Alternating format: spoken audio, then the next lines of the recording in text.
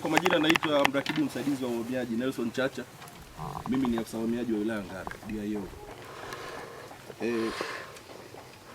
Kuna mambo mawili naomba nizungumze na nyinyi mchana wa leo.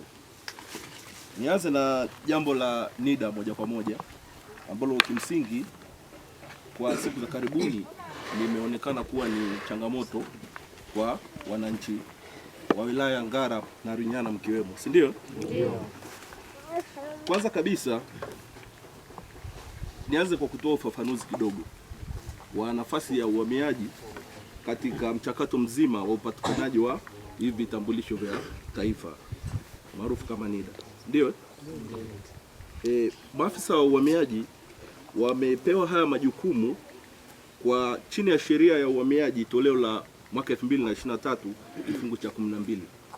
Majukumu tuliopewa na hii sheria ni kufacilitate ama kurahisisha mchakato wa upatikanaji wa vitambulisho vya taifa kwa wananchi. Kwa hiyo kila kitu kinachofanyika mpaka mwisho wa siku afisa wa uhamiaji ana sign form yako ya NIDA, ule ni mchakato wa kisheria. Na kama ni mchakato wa kisheria, basi kuna taratibu zake ambazo zimewekwa pamoja na miongozo ya kufuata ili mwisho wa siku afisa wa uhamiaji aweze kusaini fomu yako. Wengi ili afisa aweze kusaini fomu yako, ofisi ya uhamiaji tunazingatia mambo mawili. Jambo la kwanza tunazingatia nyaraka kwa maana ya document. Na jambo la pili tunazingatia mahojiano kwa maana ya interrogations. Katika hayo mambo mawili ndio yanayotupelekea sisi tuweze kutafsiri uraia wa mwananchi husika ambaye amekuja kupata huduma ya NIDA. Huku tukiwa tunajua kwamba zoezi hili linawahusu raia wa Tanzania. Tunaelewana jamani? Kwa hiyo tunajielekeza katika maeneo mawili ya nyaraka pamoja na mahojiano, ili baada ya kuhoji pamoja na kukagua hizo nyaraka, basi na tupitie na tafsiri zetu za sheria zinazungumza Mtanzania ni mtu gani. Mwisho wa siku ndo tunafanya maamuzi ya kusaini fomu yako ya NIDA, kwa sababu sisi tumepewa maelekezo ni raia wa Tanzania peke yake ambao wanatakiwa kupata huduma hii. Raia wengine wa kigeni wana utaratibu wao ambao ni tofauti. Tunaelewana? Sasa labda niwatajie haraka kitu gani ambacho unatakiwa kufika nacho pale ofisini, ofisi ya uhamiaji, ili fomu yako ya NIDA iweze kusainiwa. Jambo la kwanza, tunajua utakuwepo tayari umesha download fomu yako ya NIDA kwenye mtandao, au umefika kwenye ofisi za NIDA umepewa fomu ziko pale, si ndio? Ile fomu utaijaza, si ndio? Maelekezo ya kujaza ile fomu yanajulikana. Aina ya kalamu ambayo unatumia nadhani inakuwa ni nyeusi, pamoja na ofisi ambazo unatakiwa kwenda kuthibitisha fomu yako. Ofisi ya mtendaji huko kwenye serikali ya kijiji huko kuna sehemu unatakiwa wasaini, si ndio? Ndio. Utapewa nyaraka ambazo unazo, cheti cha shule, cheti cha kuzaliwa na nyaraka nyingine zote ambazo umeambiwa pale NIDA. Mwisho wa siku utaenda NIDA, si sawa? Ukishafika NIDA watakagua fomu yako umeijaza vizuri na kila kitu kimekamilika. Baadaye watakwambia nenda uhamiaji, si ndio? Sisi maafisa uhamiaji tuko pale kwa ajili ya kuverify uraia wako, kwa ajili ya kuthibitisha uraia wako. Kuthibitisha uraia wa mtu sio jambo dogo. Kuthibitisha uraia wa mtu sio jambo jepesi.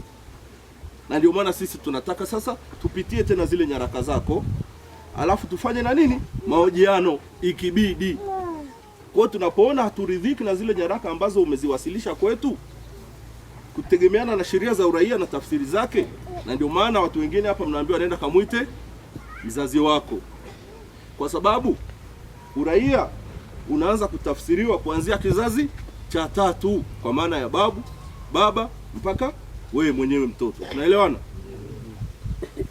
Sasa katika hizi nyaraka ya kwanza ambayo unatakiwa kuwa nayo ni cheti cha kuzaliwa. Wangapi hapa wana cheti cha kuzaliwa? Wanyoshe mkono juu. Angalia jamani, umati wote huu na idadi ya mikono ambayo imenyoshwa. Sasa hapo mtapataje NIDA ndugu zangu? Naendelea. hichi cheti cha kuzaliwa anatakiwa awe nacho mtu aliyezaliwa mwaka 1980 kwenda mbele mpaka 2026 ambayo tuko leo. Tunaelewana? Mwaka 1900 kwenda mbele. Ina maana kama umezaliwa katika miaka hiyo ni lazima uwe na cheti cha kuzaliwa. Tunaelewana? Watu waliozaliwa mwaka 1980 kurudi nyuma, mababa pamoja na mababu zetu, tunajua kipindi hicho kulikuwepo hakuna hizi huduma za utoaji wa vyeti vya kuzaliwa, si ndio? Wao hawana ulazima wa kuleta cheti cha kuzaliwa. Wanatakiwa wawe na kiapo cha umri cha mahakama, kinaitwa affidavit. Tunaelewana? Kinapatikana kwa makamishna wote wa viapo pamoja na nini? Na pale mahakamani. Tunaelewana? Pamoja na kiapo cha mahakama unatakiwa pia uwe na cheti chako cha ubatizo. Kwa wale wa Kristo, Anglikana wana rekodi nzuri sana. Unapokuja na cheti chako cha ubatizo, huwa tunafuatilia mpaka Anglikana. Tunakuta pale, na kwa bahati nzuri wenzetu walipata maarifa ya kuweka rekodi vizuri. Kama ni Mrundi tunakuta wameandika Mrundi. Hata kama umebatizwa mwaka 1920, huwa sisi tunafanya hivyo mara nyingi pamoja na wenzetu wa Katoliki. Huwa anaandika pamoja na mataifa yao. Kwa hiyo mtu unakuta huko kwenye NIDA amekuandikia kwamba ni Mtanzania. Ukachukua kile cheti chake. Unapoenda kule sasa jimboni, unakuja unakuta kabisa ameandikwa huyu ni Mnyarwanda. Tayari unakuwa unapata majibu kwamba wamefanya nini? Wamekudanganya. Na ndio maana tunasisitiza hizo nyaraka ziwepo. Tunaelewana? Hapo nazungumzia kwa wewe binafsi. Lakini mtu wa pili unatakiwa uwe na cheti pia cha kuzaliwa cha mzazi wako. Kwa wale wa 80, uwe na cheti chako, alafu kitu cha pili, cheti cha mzazi wako cha kuzaliwa. Maana yake kama mzazi wako amezaliwa miaka ya nyuma, utatuletea kiapo cha mahakama au cheti chake cha nini? Cha ubatizo. Tunaelewana hapo?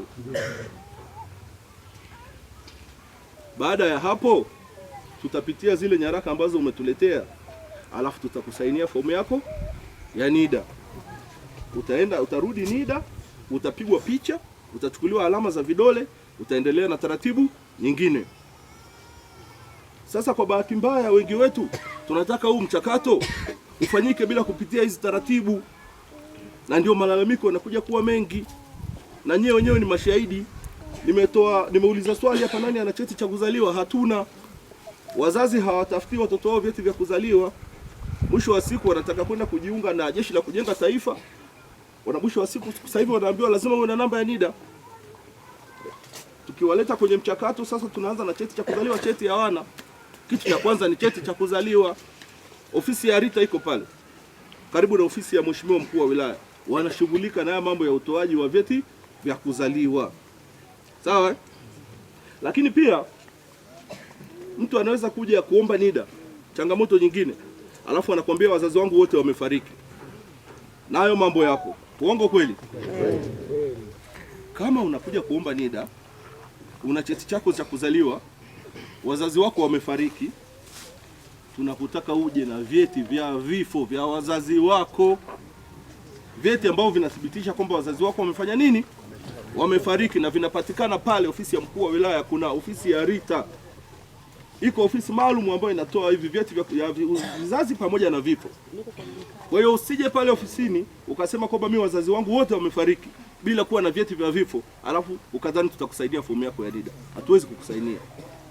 Na ndugu zangu, mimi nawaambia huu ni ukweli mtupu, na tunafanya hivi kwa mujibu wa sheria, kanuni na taratibu, huku tukiwa tumetanguliza maslahi ya nchi mbele, kuhakikisha kwamba watu watakao sainiwa hizi fomu na mwisho wa siku kufikia mchakato wa kupata NIDA ni Watanzania peke yake, kama tunavyoelekezwa na sheria. Tunaelewana? Ukikamilisha mchakato wote huu, basi itakuwa ni rahisi kupata namba yako ya NIDA.